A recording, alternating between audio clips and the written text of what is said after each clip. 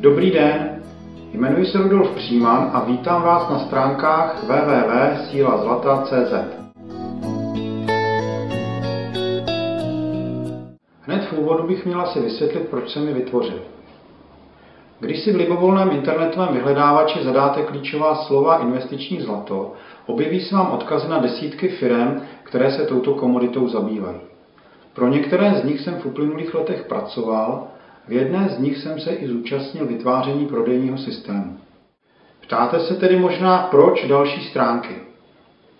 Na všech těchto stránkách najdete spoustu argumentů, odkazů, čísel, grafů, tabulek, prognóz, historických dat, která ale z mého pohledu spíše zatemňují to, jaký je smysl investičního zlata. Ztrácí se v tom hlavní význam této komodity a proto jsem se rozhodl vytvořit vlastní stránku, na které bych vám rád jednoduše, jasně a srozumitelně vysvětlil, v čem spočívá síla zlata jako investičního kovu. A začněme hned jednoduchou otázkou. Myslíte si, že vaše peníze jsou opravdu vaše? Ano, opravdu myslím tyto peníze, které jste si vydělali, zdanili, zaplatili všechny ty zákonem předepsané odvody a poplatky a teď vám zůstaly ve formě bankovek nebo peněz na bankovním účtu jako mzda anebo zisk. Možná řeknete, no samozřejmě, že jsou moje.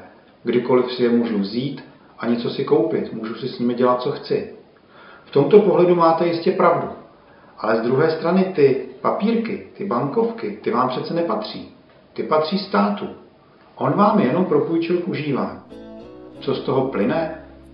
Tím se zabývám v e-booku, který si můžete zdarma stáhnout po vyplnění kontaktních údajů zde v této tabulce.